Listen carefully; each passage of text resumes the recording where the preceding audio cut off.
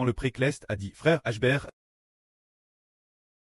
partout ô frère Ashbert du soleil arrive, elle se trouve la présence de Dieu.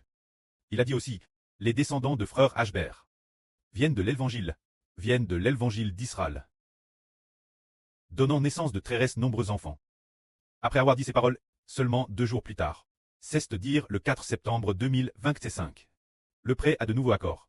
Quelques paroles frère Ashbert. Le prêtre a dit ceci. Frère Caleb est le Judas parmi la tribu de Juda. Est le Judas parmi la tribu de Juda. Faisons comprendre. Le précleste nous fait comprendre que la nation d'Israël, Israël a 12 fils spirituels. Et parmi eux, Judas est son 4e fils. Judas est dans la nation d'Israël, la plus grande tribu. C'est pourquoi, dans l'Apocalypse, la première tribu crite est la tribu de Judas. Le prêtre l'a déjà dit plusieurs fois. Alors nous comprenons que ce que le précleste révèle s'accomplira certainement ainsi. Juste après, l'esprit du prêtre a dit ceci de nouveau. Ceux qui n'ont pas l'Esprit Saint sont des morts. Ceux qui ont l'Esprit Saint sont les vivants. Le prêtre a dit, ceux qui n'ont pas l'Esprit Saint sont des morts.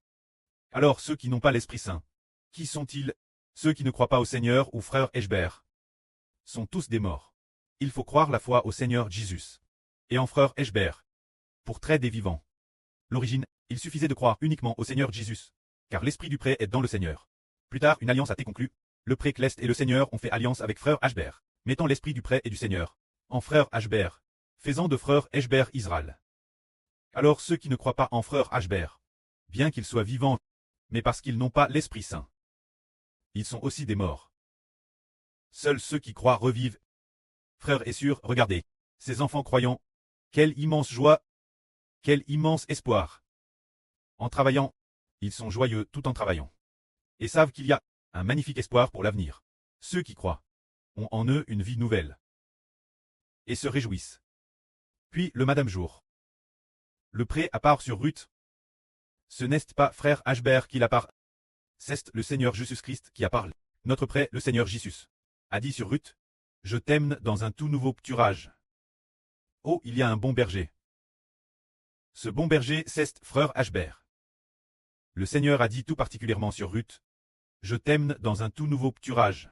Comparant sur Ruth, la brebis du Seigneur Jésus et de frère Ashbert. Alors, si sur Ruth suit ce berger, elle obtiendra un tout nouveau pâturage et sera très bien nourrie. Juste après, il a dit encore.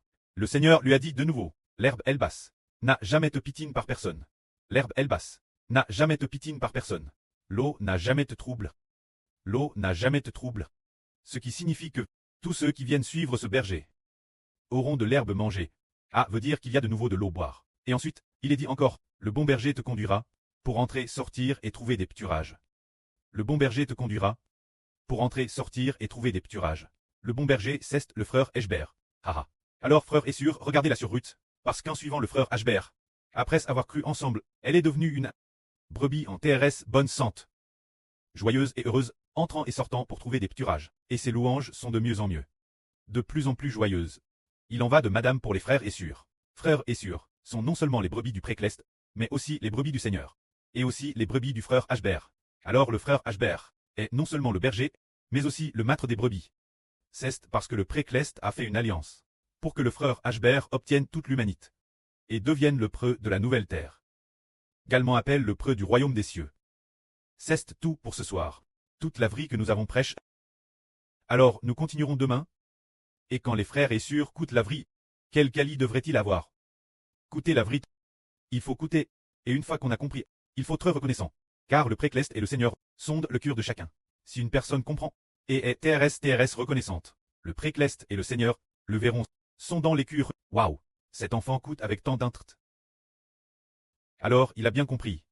Je vais alors mettre mon esprit, travers le frère Ashbert, en lui, pour qu'il soit difficile dans la dignité, alors il sera béni. Alors quand nous coûtons la vie, soyons reconnaissants tout en coûtant. Quand on coûte la vie, ne pas envoyer l'évangile toutes les nations et tout à comme l'a fait une de nos sœurs auparavant. Ce n'est pas correct. Coûter la vie est très reconnaissant tout en coûtant. Le prêt en sera terrestre et réjoui, tout comme un enfant de chez nous, qui remercie son papa et sa maman tout en mangeant. Alors papa et maman seront contents. Si l'heure du repas, l'enfant ne mange rien, alors papa et maman vont pleurer. Que la gloire soit auprès et au Seigneur. Amen.